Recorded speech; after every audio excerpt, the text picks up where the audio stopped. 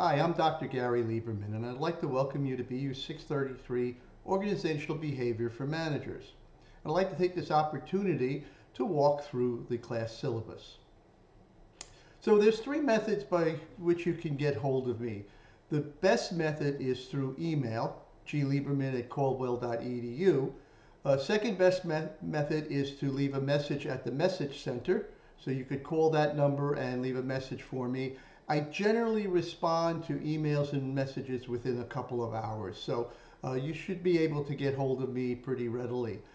Third way is through Blackboard messaging. And for some reason, students don't seem to use that often, but that is a third method. I prefer the email as the best method, and you could leave the message at the message center.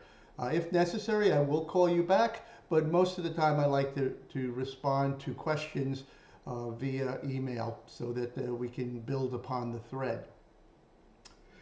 We're using the Organizational Behavior 18th edition by Robbins and Judge. It's a great book. It contains a lot of information, a lot of helpful information, and we cover, I believe, 14 out of the 16 chapters. I think 7 and 8 we don't cover. The rest of the chapters we do. Here's all of your ISBN numbers. The bookstore does have these books, and you can order them online if you want. The course description, that's my cell phone going off, let me silence that. The description for the course is that it reviews the classical and modern approaches as a framework to understand the management process.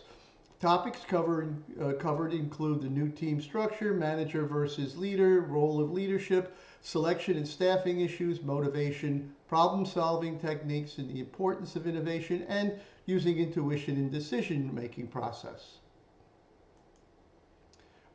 There are 5 learning objectives for the course, which support the course description. I won't read all of that. There's a lot to read through it, but you can read that in the syllabus. So our teaching methods. Excuse me, teaching methods. There are assessments or quizzes that are worth 20% of your grade. There are 4 of them. They are 5-question quizzes. They're multiple choice, but you won't be able to look them up in the book. These questions rely on posing a situation and then asking you to analyze that situation and select the theory on which the question is predicated.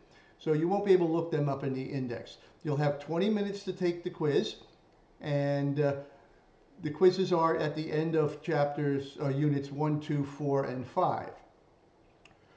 There are assignments. There are 6 assignments in the course. They are written assignments. Generally, they're about 2 to 3 pages long, and they're based on case studies, videos, and reading material.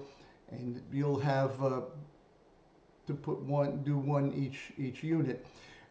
Keep in mind that you'll need to adhere to APA format and style. However, we do not require a title page here. But you'll have to do citations and references.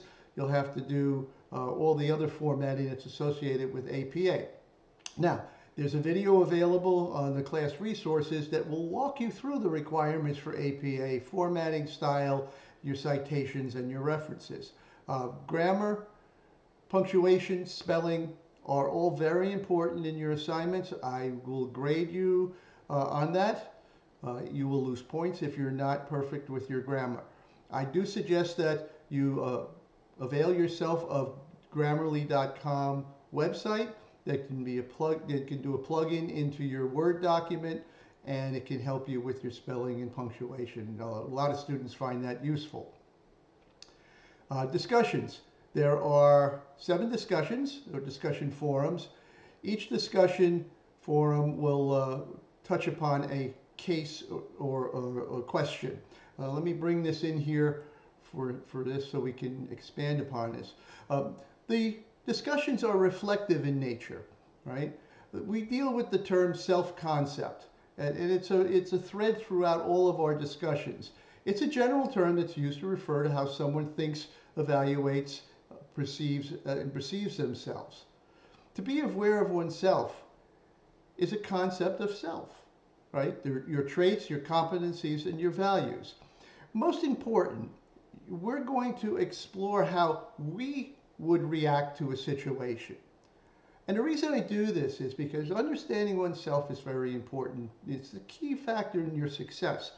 If you don't understand yourself, you don't understand where you've come from and what you're about, then it's really difficult to map out a course for your future and to build your career. So it's very important that you understand yourself and how you're going to react to situations, and retroactively explore how you reacted to a situation and why. Now, all of your posts must be based on independent research. You are required to have in-text citations and references to that research. Please do not overquote on what you write. You should avoid quoting material completely, but if you must quote something, keep it to one quote for your posts and 2 quotes for your written assignments. Each post, you'll do an initial post for each forum, and then you're required to comment and reply or cohort reply to 2 of your cohorts. And what I want you to do is a substantive reply. What that means is you have to build upon the body of knowledge for that thread. So if your cohort makes an initial post and you reply to them, I don't want to see, oh, I really enjoyed your post, that was really nice, and do a summary of what they said. You won't get credit for that. I want to see, you could say it's nice, that the cordial and urbane approach is wonderful, but you can say, oh, I agree with you, and I want to build upon that, and so, John Smith said this, and Bob Dole said that, and so on, and what do you say about this? And you can ask a question. You can also say, I don't agree with you. Oh, I think you're wrong in that concept, and you can explain why you feel that way. Above all, keep it urbane, keep it respectful, and keep it a nice flow going. But you always have to support what you say. All right, let me move that out of the way and get back to the syllabus here. So that was the discussion forums. There are 2 exams. There are 2, a midterm and a final. They are 100 questions long. You will have 100 minutes to complete the test. That's a minute per question. They are all multiple choice and true and false questions. Let's move down to the next thing.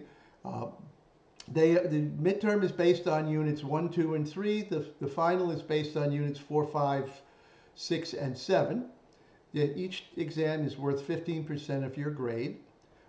Keep in mind that although you have 100 minutes to complete the exam, most students, and I've had a couple of hundred students pass through this class, and the average completion time is 78 minutes, and the average grade is A-. So it's not an oppressive test. Nobody's had any permanent injuries from taking this test, so please don't bother to complain about 100 questions in 100 minutes. It's really doable, and most people score an A for the exam. So it's here to help you.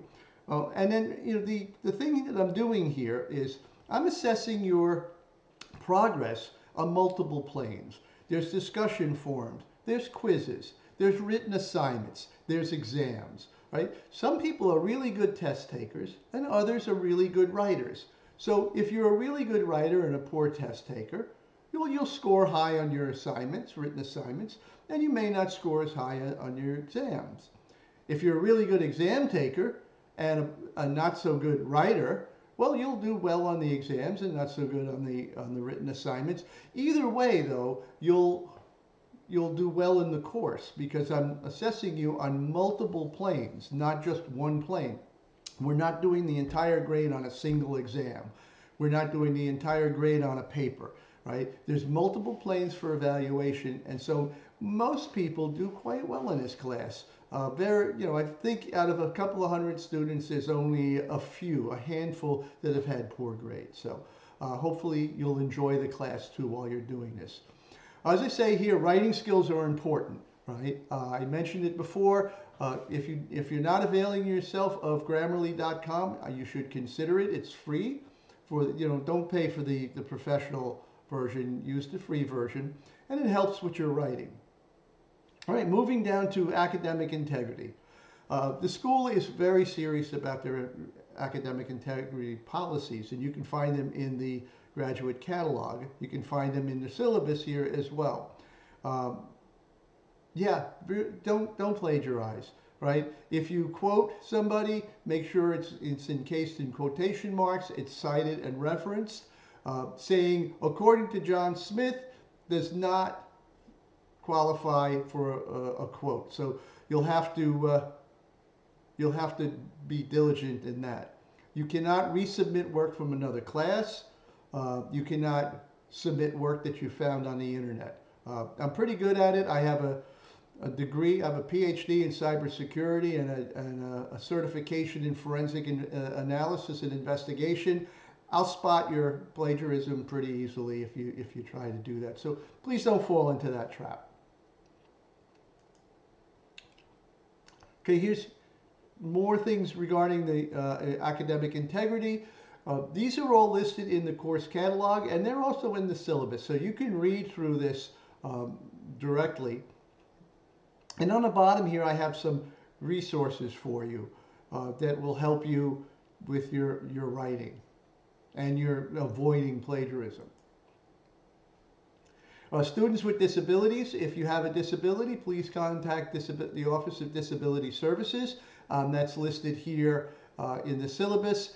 Take advantage of it. If you have any kind of a handicap or disability, or you're meeting challenges, take advantage of that. That also leads me, and we'll talk about it later on because it's in the syllabus, but you know, life events happen. I've done 3 degrees while working full-time and raising a family, taking care of elderly parents, and just, you know, 3 degrees. I understand how life events can get in the way. So I'm open to negotiate a due date change. So if you have a life event, contact me. There's 3 things that you'll need to do. You'll need to tell me why, and I don't want personal information. You could tell me I need to I need a due date extension. I can't get the assignment done on time because my husband was kidnapped by aliens. That's fine. I don't need to know how or where he was probed. The fact that he was kidnapped by aliens is fine. All kidding aside, I don't need to know personal information. You can say I was sick. I don't need to know how, why, or where, or what part of your body was sick. The fact that you're not feeling well is fine. The second thing I need is I need to know which assignment, and the third thing is I need to know when you're going to submit it. I need a firm date. I do not grant open-ended due date extensions. So I need to know why, the assignment, and I need to know when you're going to submit it. I also need to have you request a due date extension before the assignment is overdue.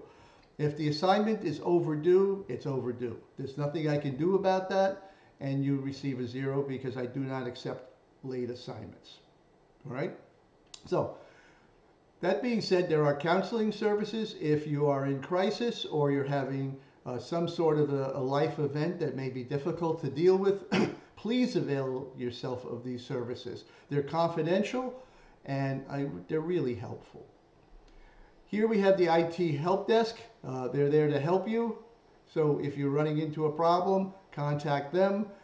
Again, don't wait for the last minute to submit your assignment because you know what? Sometimes we do run into problems with the internet. We do run into problems with access. Your ID gets locked out. So submit early. The other thing I recommend is once you submit the assignment, download your paper and look at it to make sure that the formatting didn't change, that you uploaded the correct paper or file, and that it's exactly what you want it to be. I have no problem with you submitting an assignment multiple times before the due date. Once the due date passes and I've graded the paper, I do not accept resubmissions. So what you submitted is what it is. I expect you to put your best work forward. Okay, so there's a Microsoft Home User. The school will see that you get a copy of Microsoft Office 365 if you need it. So please avail yourself of that service. So here's some more information and support for students with learning disabilities. Please contact these people. We do make accommodations if you need it, but I need to hear from them that you have been granted those accommodations. The Academic Access Success Center has a world of good information, so you can look there for information on plagiarism, on writing skills, and so on. So this learning activities, we talked about this before, the discussion forums. I expect thoughtful and intuitive analysis of your concept of self. The assignments, APA style, keep in mind that I don't require a title page, but you must adhere to style and format for the rest of the paper. Assessments, again, 4 quizzes.